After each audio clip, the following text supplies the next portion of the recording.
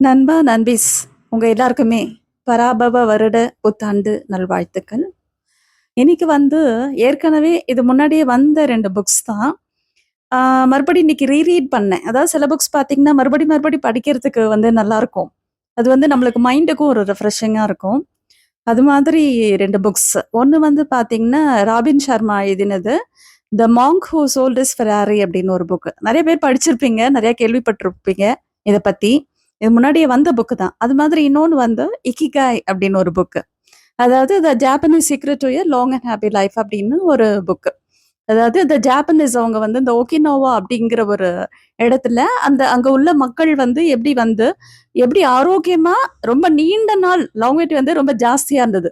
நிறைய செஞ்சுரி போட்டவங்க இருந்தாங்க. 90 இயர்ஸ் மேல ரொம்ப ஹெல்தி அண்ட் ஹாப்பியா லைஃப் எப்படி லீட் பண்ணாங்க அப்படிங்கிறது தான் இக்கிகாய் அப்படிங்கிற புக்கு. இந்த மாங்கோசோல்டிஸ் ஃபெராரி அப்படிங்கிறது ஒரு கேரக்டர் வந்து நல்ல ரிச்சான ஒரு கேரக்டர். அட்வொகேட்டா இருப்பாரு. அவரு பார்த்தீங்கன்னா, அவரு திடீர்னு ஒரு நாள் ரொம்ப உடம்பு ஸ்ட்ரெஸ் ஜாஸ்தியாகி உடம்பு சரியில்லாம ஆயிடுவாரு. அதுக்கப்புறம் எல்லாத்தையும் விட்டுட்டு, அவருடைய ஃபெராரி காரையும் வித்துட்டு, அவரு ஹிமாலயாஸ் வந்து, அங்க உள்ள அந்த மாங்க்ஸோட பழகி, அவருடைய அ லைஃப லைஃப் ஸ்டைல எப்படி மாத்திக்கிட்டாரு? அதனால அவருக்கு என்ன நன்மைகள் நடந்தது? அப்படிங்கிறது தான் த Monk who sold his Ferrari அப்படிங்கிற புக். இதுல காமனா பல விஷயங்கள் இந்த 2 புக்லயும் இருக்குது. அதுதான் இன்னைக்கு. அதாவது ஆக்சுவலா பார்த்தீங்கன்னா, நம்ம எல்லாருக்குமே தெரிஞ்ச விஷயங்கள் தான். ஆனா, அது படிக்க படிக்க தான் நம்மளுக்கு டீப்பா நம்மளுடைய மைண்ட்ல, ரூட்ல இதாகும். அதனால தான். அந்த ராபின் ஷர்மா அந்த புக்லயே அவரு சொல்லுவாரு. "Books do not actually teach you anything new. But books simply help you to see what is already within yourself." உங்களுக்குள்ள என்ன இருக்கோ அத தான் திருப்பி இது கொண்டு வருதே தவிர, நான் புதுசா ஒண்ணும் சொல்லப் போறதில்ல அப்படின்னு சொல்வாரு. ஸோ அது மாதிரி தான் இந்த 2 புக்ஸுமே நம்மளுக்கு வந்து சொல்லக்கூடியது. அதுல உள்ள கருத்துக்கள் நம்மளுக்கு தெரிஞ்சாலும் கூட, நாம மறுபடி அத எப்படி பிராக்டிஸ் பண்றோம் அப்படிங்கிறதுல தான் நம்மளுடைய வெற்றி அப்படிங்கிறது இருக்கு. முதல்ல பார்த்தீங்கன்னா, இவங்க வந்து ஃபர்ஸ்ட் இதுல சொல்றது 2லயுமே காமனா சொல்றத நான் சொல்றேன். இதுல ரிச்சுவல்ஸ்ன்னு இந்த மாங்கோசோல்ட் ஃபெராரில வரும். இதுல இவங்க என்ன மாரி ஹேபிட்ஸ ஃபாலோ பண்றாங்க அப்படிங்கிறது வரும். காமனா என்ன அப்படின்னு சொல்லி பார்த்தீங்கன்னா, ஃபர்ஸ்ட் மாஸ்டர் யுவர் மைண்ட். அதுதான் அவங்களுடைய மெயின் இது. அதாவது நம்ம என்ன அப்படின்னு சொன்னா, நம்மளுடைய மனம் அப்படிங்கிறது ஒரு தோட்டம் மாதிரி. அதுல வந்து நல்ல விதைகள வந்து நாம ஊனணும். நல்ல எண்ணங்கள, நல்ல தாட்ஸ கொண்டு வந்தோம். நல்ல இலக்கு, நல்ல நம்மளுடைய சந்தோஷங்கள், நம்மளுடைய நல்ல ஹேபிட்ஸ் அதெல்லாம் வந்து நம்ம விதைச்சோம் அப்படின்னு சொன்னா, நம்மளுடைய மைண்ட் வந்து நல்ல பாசிட்டிவ் மைண்டா இருக்கும். அப்படி இல்ல பொறாமை, அது மாதிரி தீமையான உணர்ச்சிகள நாம கொண்டு போனோம். நெகட்டிவ் தாட்ஸ நம்ம மைண்டுக்கு கொண்டு போனோம் அப்படின்னு சொன்னா, நம்மளுடைய மைண்ட் வந்து நல்லா இருக்காது. எப்படி அந்த மைண்ட்ல உள்ள களைகள், அதாவது ஒரு தோட்டத்துல எப்படி அந்த களைகள எடுத்தா தான் அந்த செடி நல்லா வளருமோ, அது மாதிரி நம்மளுடைய நெகட்டிவ் தாட்ஸ நம்ம எடுத்தா தான் நம்மளுடைய மைண்டுங்கிறது நல்லா இருக்கும். அதுக்கு என்ன சொல்றாங்க அப்படின்னு சொன்னா, பிராக்டிஸ் சாலிட்யூட். சாலிட்யூட் தனிமையில கொஞ்சம் நேரம் இருங்க. ஒரு 10 டூ 15 மினிட்ஸ் டெய்லி நீங்க வந்து தனிமையில இருங்க. தனிமையில இருக்கணும் அப்படின்னு சொன்னா, நம்ம வந்து என்ன நெனச்சுக்கிறோம், அதாவது ரெஸ்ட்ல இருங்க அப்படின்னு சொன்னா, நம்ம டிவி பார்க்கிறதோ, இல்ல எப்படி அது மாதிரி இருக்கிறது ரெஸ்ட்ன்னு நம்ம நெனச்சுக்கிறோம். அப்பயுமே நம்மளுக்கு தாட்ஸ் நெறைய உள்ளுக்குள்ள போய்க்கிட்டு தான் இருக்கும். நெறைய விஷயங்கள் உள்வாங்கிட்டு தான் இருக்கும். சாலிட்யூட் அப்படின்னு சொன்னா, எந்த தாட்ஸுமே இல்லாம இருக்கிறது தான். தாட்ஸ் இல்லாம மேக்ஸிமம் 10 டூ 15 மினிட்ஸ் நம்ம மூச்ச மட்டும் கவனிச்சுட்டு இருந்தோம் அப்படின்னு சொன்னா, அது வந்து ஒரு நல்ல ஹெல்த்தி ஹேபிட்டா இருக்கும். அப்படின்னு சொல்லிட்டு ஃபர்ஸ்ட் பாயிண்ட்டா சொல்றாங்க. செகண்ட் பார்த்தீங்கன்னா, நம்மளுடைய பிசிக்கல் ஹெல்த்துக்கு இம்பார்ட்டன்ஸ் குடுங்க. பிசிக்கல் ஹெல்த் அப்படின்னு சொல்லும்போது, பிசிக்கல் எக்ஸர்சைஸோ, யோகாவோ ஏதோ ஒரு டைப். என்ன வேணா வாக்கிங்கோ, நம்மளுக்கு என்ன முடியுமோ அது மாதிரி ஒரு இது. அதாவது ஆக்சுவலா பார்த்தீங்கன்னா, நம்மளுடைய வீக்ல வந்து 168 ஹார்ஸ் இருக்குது. ஆனா ஆக்சுவலா ஒரு 5 ஹவர்ஸ் ஆவது நம்ம எக்ஸர்சைஸ்க்கோ, மத்த எதுக்கோ நம்ம ஸ்பெண்ட் பண்ணோம் அப்படின்னு சொன்னோம்னா, நம்மளுடைய இது வந்து ஹெல்த் வந்து நல்லாருக்கும். இவங்க என்ன சொல்றாங்க, இந்த ஒகினோ மக்கள் வந்து என்ன சொல்றாங்க, எக்சர்சைஸ் அப்படிங்கிறது தனியா இல்லாம, லைஃப்ல ஒரு அங்கமா, ஒரு பார்ட்டா அவங்க வந்து அந்த எக்சர்சைஸ்ங்கிறத கொண்டு வராங்க. எப்படின்னா, தோட்ட வேலை செய்றது, அவங்க வீட்டிலேயே காய்கறிகள விதைக்கிறது, மரங்கள், செடிகள், கொடிகள் இதெல்லாம் வளர்த்து, அதுக்கு தண்ணீர் விடுறது, அந்த இதெல்லாம் களை எடுக்கிறது, இது மாதிரி அவங்களோட நடந்து போறது, இது மாதிரி அது டெய்லி அந்த ரொட்டீன்லயே அந்த எக்ஸசைஸ்ங்கிறத கொண்டு வந்துடுறாங்க. ஸோ அது மாதிரி நம்மளுடைய பிசிக்கல் ஆக்டிவிட்டீஸை நம்ம இம்ப்ரூவ் பண்ணோம் அப்படின்னு சொன்னோம்னா நம்மளுடைய லைஃப் வந்து ரொம்ப நல்லா இருக்கும். அது மாதிரி ரொம்ப வயிறு ஃபுல்லா சாப்பிட மாட்டாங்க. அவங்களாம் 80% தான் வயிறு வந்து ஃபுல்லா சாப்பிடுவாங்க. மெயினா அவங்களுடைய ஹெல்தி ஹேபிட்ஸ்ல என்ன அப்படின்னு பார்த்தீங்கன்னா, ஃப்ரூட்ஸ் அண்ட் வெஜிடபிள்ஸ் நிறைய எடுத்துக்குவாங்களாம். அதாவது இந்த ஒகினோவா டயட்ல பார்த்தீங்கன்னா 5 டைம்ஸ் வந்து வெஜிடபிள்ஸ், ஃப்ரூட்ஸ் தான் நிறைய எடுத்துக்குவாங்க அப்படின்னு சொல்லிட்டு சொல்றாங்க. இதுல வந்து ஃபுல்லாவே இந்த மாங்கோ சோல்டிஸ் ஃபெராரியில ஃபுல்லாவே வெஜிடேரியன் டயட் பத்தி தான் அவர் பேசியிருப்பாரு. அதுதான் ஹெல்த்திங்கிற மாதிரியும் கொண்டு போயிருப்பாங்க. இதுல ஒகினோவால வந்து ஃபிஷ் அதுல ஆடடா இருக்கும். அவங்க ஜாப்பனீஸ் அப்படிங்கிறதுனால ஃபிஷ் ஆடடா இருக்கும். ஸோ இவங்க வந்து அந்த ஃப்ரூட்ஸும் அந்த வெஜிடபிள்ஸும் அது மாதிரி ஹெல்த்தி ஹேபிட்ஸ் அதுல சொல்ல வராங்க. அது மாதிரி பிசிக்கல் ஹெல்த்தை நம்ம இம்ப்ரூவ் பண்ணோம்னா இதெல்லாம் ரொம்ப இம்பார்ட்டன்ட் அப்படின்னு சொல்லிட்டு சொல்றாங்க. அப்புறம் தேர்டா பாத்தீங்கன்னா பர்பஸ் ஆஃப் லைஃப், அதாவது இக்கிகாய். இக்கிகாய் அப்படின்னா என்ன வார்த்தை அப்படின்னா நம்ம வாழ்க்கைக்கு உண்டான அர்த்தம் என்ன. இன்னைக்கு காலையில நான் தூங்கி எழுந்திருக்கிறேன் அப்படின்னு சொன்னா இன்னைக்கு எதுக்காக நான் எழுந்திரிச்சிருக்கேன், ஏதோ ஒரு பர்பஸ் இருக்கு, ஏதோ ஒன்று நான் இந்த உலகத்துக்கு செய்யறதுக்காக தான் வந்திருக்கேன் அப்படின்ட்டு நம்மளுடைய இந்த பர்பஸ் என்ன, நம்ம இந்த பிறவி எடுத்ததன் நோக்கம் என்ன அப்படின்னு நாம யோசிச்சோம் அப்படின்னு சொன்னா நம்மளுடைய வாழ்க்கை அப்படிங்கிறது ஒரு அர்த்தமுள்ளதாக இருக்கும். யாரோ போட்ட கோடுல, யாரோ போட்ட ரோடுல நாம ஏன் இது பண்ணணும்?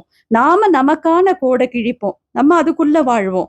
நம்ம நல்லபடியா அதுக்கு நம்மளுடைய லைஃபை எப்படி பெட்டரா லீட் பண்ண முடியும் அப்படின்னு சொல்லிட்டு நம்ம பர்பஸ் ஆஃப் லைஃப் என்னன்னு சொல்லிட்டு கண்டுபிடிக்கணும் அப்படின்னு சொல்லிட்டு சொல்றாங்க. அதுக்கப்புறம் வாழ்க்கையின் இலக்கை நிர்ணயித்தல், கோல் செட் பண்றது. கோல் செட் பண்ணா ஒரு லைட் ஹவுஸ் இருந்தாதான் அது வந்து எல்லா இடத்துக்கும் வெளிச்சம் காமிக்கும். அது மாதிரி நம்மளுடைய கோல் என்னன்னு தெரிஞ்சாதான் நம்மளுடைய லைஃபை வந்து பெட்டரா லீட் பண்ண முடியும். இப்போ ஒரு மனுஷனுக்கு பாத்தீங்கன்னா ஆக்சுவலா ஒரு இதுக்கு 60,000 தாட்ஸ் வரும். 60,000 தாட்ஸ்ல மனசுக்கு எப்படி புரியும் நம்மளுடைய கோல் என்னன்னு சொல்லிட்டு. ஸோ அதை எழுதுங்க. உங்களுக்கு தேவை என்ன, உங்க கோல் என்னன்னு எழுதுனாதான் மனசு மத்ததை வந்து இது பண்ணிட்டு இதை மட்டும் எடுத்துக்கும். நம்மளுக்கு என்ன கோல் தேவைங்கிறத அது வந்து அக்செப்ட் பண்ணிக்கும், மத்ததை வந்து இது பண்ணி விட்டுரும். இப்ப 60,000 தாட்ஸ் ஓடிட்டே இருந்ததுன்னா அது எதுக்கு நம்மளுடைய இதுன்னு தெரியாது அப்படின்னு சொல்லிட்டு சொல்றாங்க. அதுக்கு வந்து ஒரு கைசன் அப்படின்னு சொல்லிட்டு ஒரு கொள்கை சொல்றாங்க. கைசன் கொள்கை அப்படின்னு என்னன்னு சொல்லி கேட்டீங்கன்னா, small small steps but continuous, அதாவது விடாமுயற்சி. சின்ன சின்ன அடிகளா எடுத்து வச்சாலும் அதை ஒரு நாள் கூட விடாம ஃபாலோ பண்ணுங்க. அது மாதிரி பண்ணீங்க அப்படின்னு சொன்னீங்கன்னா உங்க இலக்கை அடையலாம் அப்படின்னு சொல்லிட்டு சொல்றாங்க. அடுத்ததா பர்சனல் ரிஃப்ளெக்ஷன், அதாவது தினமும் நம்ம செயல்பாட்டை கவனிக்கிறது. நைட் உட்காந்து ஜேர்னலிங் எழுதுறது. இன்னைக்கு நான் என்ன மாதிரி காரியங்கள் செஞ்சேன், இன்னைக்கு ஏதாவது நான் வந்து தவறா நடந்துகிட்டேன்னா நம்மளை நம்பி அனலைஸ் பண்ணி பாக்குறது. அதுல ஏதாவது இருந்தது அப்படின்னு சொன்னா மறுநாள் அதை கரெக்ட் பண்ணிக்கிறதுக்கு அது ஒரு வாய்ப்பா இருக்கும். அதுக்கப்புறம் பாத்தீங்கன்னா கனெக்ட் வித் நேச்சர். எப்போதெல்லாம் நம்ம இயற்கையோட ஒன்றி இருக்கோமோ அப்பெல்லாம் நம்ம மனசு வந்து ஒரு ரம்யமானதாக இருக்கும், புத்துணர்ச்சியோட இருக்கும். ஒரு நல்ல ஒரு இயற்கையான சூழல் பார்க்குறோம், நல்ல பசுமையான மரங்கள், செடிகள், கொடிகள், ஒரு மலையோ இல்ல ஒரு அருவியோ இது மாதிரி பாக்குறப்போ மனசு வந்து நம்மளுக்கு எவ்வளவு சந்தோஷமா இருக்கு. ஒரு குளுன்னு ஒரு காற்று வீசுறது, அது மாதிரி இருக்கப்போ மனசு நம்மளுக்கு அப்படியே இப்படி பட்டாம்பூச்சி மாதிரி பறக்கிற மாதிரி ஒரு உணர்வு ஏற்படும் இல்லையா? அத மாதிரி ஒரு இயற்கையோட அடிக்கடி போய் இணைஞ்சு இருங்க அப்படின்னு சொல்றாங்க. அப்பதான் நம்மளுக்கும் வந்து ஒரு புத்துணர்ச்சி கிடைக்கும், நம்மளுடைய மன அழுத்தங்கள்லாம் குறையும் அப்படின்னு சொல்லிட்டு. அப்படியே முடியல அப்படின்னா மியூசிக் கேளுங்க.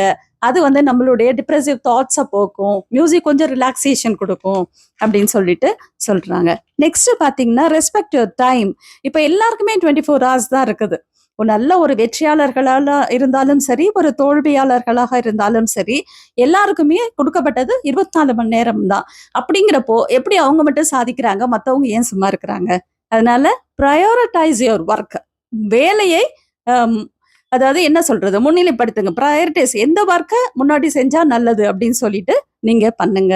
ஸ்மார்ட் ஒர்க் பண்ணுங்க அப்படின்னு சொல்லிட்டு அதுல சொல்றாங்க. அது மாதிரி பாத்தீங்கன்னா எம்ப்ரேஸ் த பிரசன்ட், அதாவது நிகழ்காலத்துல வாழுங்க. இந்த நொடியில சந்தோஷமா இருங்க. ஏதாவது சாதிக்கணும்னு நம்ம சந்தோஷத்தை இழந்த கூடாது. அன்பு தாங்க பெரிய கிஃப்ட். நம்ம பிள்ளைங்களுக்கோ சரி, பெத்தவங்களுக்கோ சரி, நாம குடுக்க போற பெரிய கிஃப்ட்ன்னு பார்த்தீங்கன்னா, அன்பு தான். ஸோ அதனால பிரசன்ட் லைஃப்ல வாழுங்க அப்படின்னு சொல்லிட்டு சொல்றாங்க. அது மாதிரி இக்கிகைல இன்னொன்னு என்ன சொல்றாங்க அப்படின்னா, அந்த ஜாப்பனீஸ் பார்த்தீங்கன்னா, எப்போதுமே ஒகினோவோஸ் அப்படின்னா ஒரு ஸ்மைலிங்லயே தான் இருப்பாங்க. உள்ளுக்குள்ள எவ்வளவு பிரச்சனைகள் இருந்தாலும் சரி, ஒரு சந்தோஷமான ஒரு மனோநிலையோட, ஒரு சந்தோஷமான முகபாவத்தோட தான் இருக்குவாங்க. ஏன்னு கேன்னா, நம்ம சுத்தி என்ன நடந்தாலும் சரி, அவங்க வந்து அது மாதிரி என்ன நடந்தாலும் தன்னை வந்து அது அஃபெக்ட் பண்ணக்கூடாது. நம்மளுடைய சந்தோஷத்த அது எந்த விதத்திலயும் கெடுத்துறக்கூடாது அப்படிங்கிறதுல அவங்க வந்து ரொம்ப ஒரு ஸ்டபர்னா இருப்பாங்களாம். அதாவது ஒரு நம்ம சோர்ந்து போறதுக்கு தேவை 46 மசில்ஸ் தான். பட் அதே நம்ம சிரிக்கிறதுக்கு பார்த்தீங்கன்னா 17 மசில்ஸ் தான் தேவையா இருக்கு அப்படிங்கிறாங்க. ஸோ நல்லா நம்ம சந்தோஷமா சிரிக்கலாம். அது மாதிரி சோஷியலைஸ் ஆகிறது அப்படிங்கிறது ரொம்ப ஒகினோவோல ரொம்ப ஜாஸ்தியா. அந்த ஊர் அங்க அங்க உள்ள மக்கள் எல்லாருமே பார்த்தீங்கன்னா, வாரத்துல 1 நாள் மீட் பண்ணி, அவங்களுக்குள்ள நெறைய விஷயங்கள ஷேர் பண்ணிக்குவாங்களாம். இது என்ன ஆகுது அப்படின்னு சொன்னா, வயசானவங்களா இருந்தா இப்பல்லாம் பார்த்தீங்கன்னா, எல்லாருமே ஆல்மோஸ்ட் எல்லார் வீட்லயும் தனித்தனியா உட்கார்ந்துருக்காங்க பேரண்ட்ஸ் பார்த்தீங்கன்னா. அதனால அவங்களுக்கு என்ன ஆகுது, மத்தவங்கள்ட்ட பேசுறதுக்கு உண்டான வாய்ப்புகளே இல்லாம போகுது. அதனால இப்ப எல்லா இடத்துலயும் நெறைய என்ன அதிகமா இருக்குன்னு பார்த்தீங்கன்னா, டிமென்சியாவும், அல்சைமரும் தான் ஜாஸ்தி ஆயிட்டு இருக்குது. இது மாரி ஃப்ரெண்ட்ஸ் சர்க்கிள் இருந்தது. இது மாரி சோஷியலைஸ் ஆனாங்க அப்படின்னா, இந்த மாரி இதெல்லாம் நெறைய குறையும். அங்க வந்து இது மாரி நெறைய சோஷியலைஸ் ஆறாங்க. அது மாரி surround themselves with their friends. ஃப்ரெண்ட்ஸோட எப்போதுமே சுத்தி இருக்கிறாங்க. ஃப்ரெண்ட்ஸ் இல்லாட்டினா லைஃப் எப்படிங்க இருக்கும்? நல்லா இருக்குமா? ஃப்ரெண்ட்ஸ் இருக்கிறதுனால அவங்களுடைய லைஃப்லாம் ரொம்ப சந்தோஷமா இருக்கு அப்படின்னு சொல்லிட்டு சொல்றாங்க. அதுக்கப்புறம் பார்த்தீங்கன்னா, செல்ஃப்லெஸ்லி சர்வ் அதர்ஸ். எந்த ஒரு இதுவுமே இல்லாம அடுத்தவங்களுக்கு சர்வ் பண்ணாங்க அப்படின்னு சொல்லிட்டு சைனால ஒரு ப்ராவர்ப் சொல்வாங்களாம். அதாவது என்னன்னா, மத்தவங்களுக்கு மலர்கள் கொடுக்கும் கைகள்ல எப்போதுமே வாசம் இருந்து கொண்டிருக்கும் அப்படின்னு சொல்லிட்டு.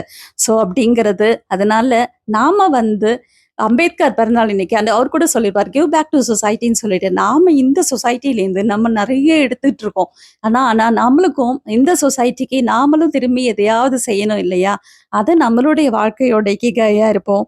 மகிழ்ச்சி என்பது முடிவல்ல, அது ஒரு பயணம்.